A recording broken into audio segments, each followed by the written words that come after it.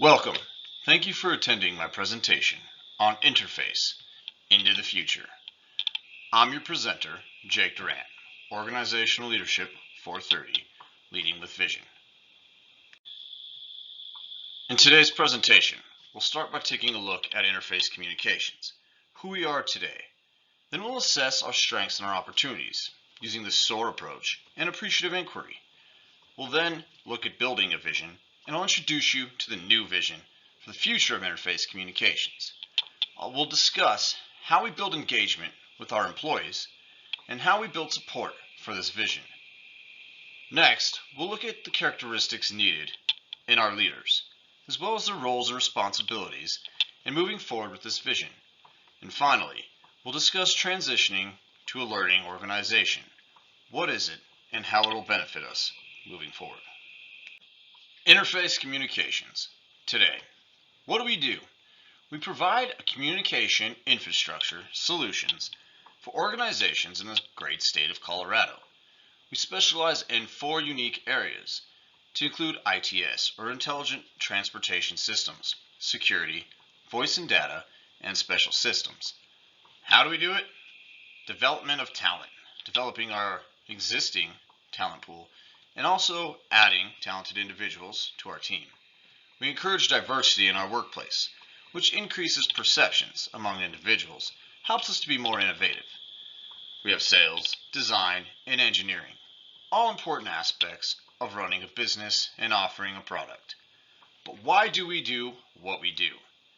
This is the important aspect of interface communications and how we begin by looking at our vision. We do what we do to create an effective communication infrastructure throughout the state of Colorado, to improve the effectiveness and production of our clients and communities, to connect people. We want to become the premier contractor for communications infrastructure in the state of Colorado. Now that we've looked at interface communications, our organization, who we are today, let's explore some of our strengths and opportunities. We'll use the SOAR approach and appreciative inquiry. SOAR, or Strengths, Opportunities, Aspirations, and Results, focuses on what we do best. It considers an organization as a mystery, something to be explored. Where can we go to next? It's the best approach, in my opinion, for moving forward and creating a vision into the future. For our strengths, we have 4 unique departments. Skilled workforce, strong team synergy as we work together. Strong change culture, as we're constantly moving with the changes in technology and the environment. We've got diverse trade knowledge with our 4 different departments. Where does that take us in opportunities? Renewable energy. It's an external environmental factor that we should consider. Electric vehicles might be a great stepping stone for this change, this opportunity. Cross-departmental innovation and collaboration is another great opportunity with our unique departments. Employee development.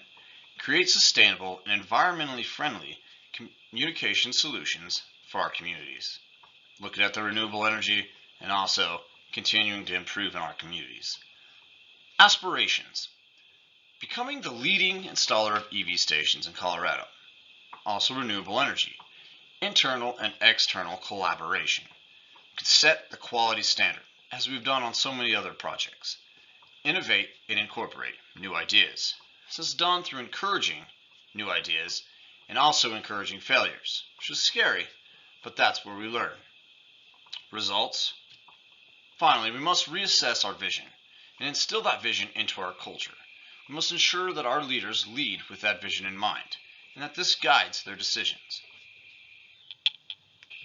So far, we've discussed interface communications, who we are today as an organization.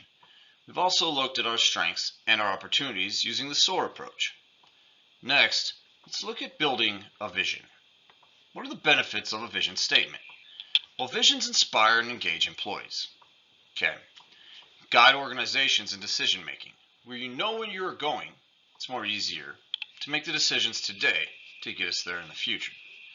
Communicates to all stakeholders what an organization does and why exactly we do it. Also, visions that are shared encourage connectedness. Employees feel valued, they're a part of something, appealing to the self-belonging need in Maslow's hierarchy of needs. What are essential elements of a vision statement? It must be bold and courageous. It must be big, fearless, clear. It must be a clear way to achieve this vision. It must build connectedness. That's what brings employees together. That's what engages them, and it must shape our culture. Visions. They're a path. They're a map to where you're going. Leaders without a vision are lost. They're afraid to take risks. They're afraid of failure. They manage the day-to-day. They do not innovate. They do not invent. They do not create. They just want to make it through the day. With a vision, we can make mistakes. There's going to be failures. We're going to take risks, but we know where we're going and we understand how we're going to get there. Next, I'm going to introduce you to the new vision for interface communications. Now that we understand what goes into building a vision statement and the importance of a vision to an organization, let me introduce to you the new vision of interface communication.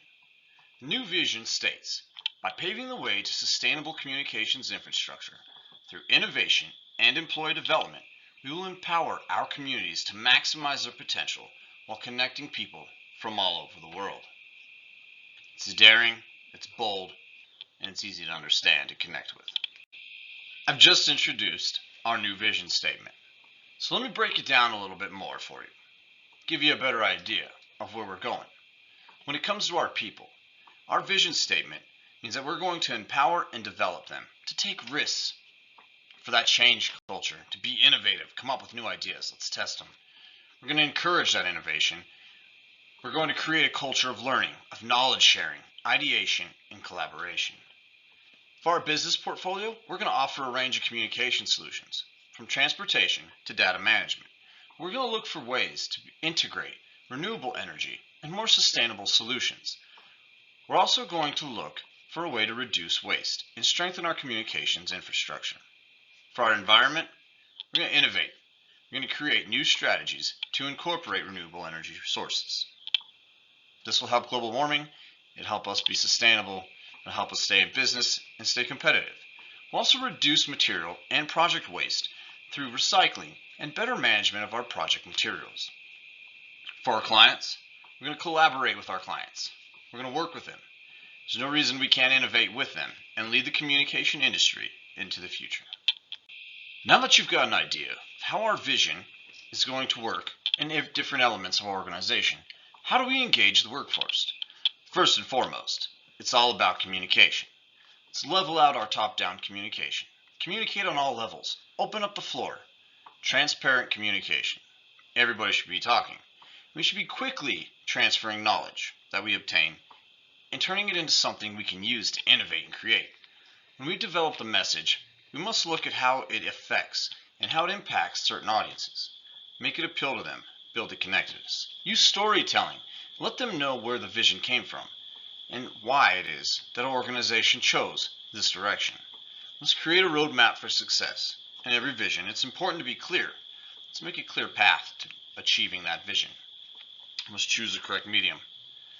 Let's unroll this in our next big meeting, but then let's follow up with smaller meetings and emails. Let's discuss it. How do we make this personal for each and every employee? Create that value for their jobs and show them how they contribute. Our leadership must embody this. That is very important. Let's forge our clarity and let's build connectivity, appealing to that higher need of self-belonging. Now that we've discussed how we would engage our workforce, how must our leaders lead with vision? Well, there are necessary leadership qualities for leading with vision. They include emotional intelligence, self-confidence. Who's going to follow a leader who's not confident in themselves? Strong morals. Let's make an ethical culture. Ethical leaders create ethical followers. They must have proven decision-making skills. Strong, good decision-makings. Mindful, in the moment. Strong communicators. You can't be a good leader if you're not a good communicator. They must be strategy-minded, looking at the vision and in the future, not just day-to-day. Courageous, and they must value learning. Now, what is a leader's role and responsibilities when leading with vision?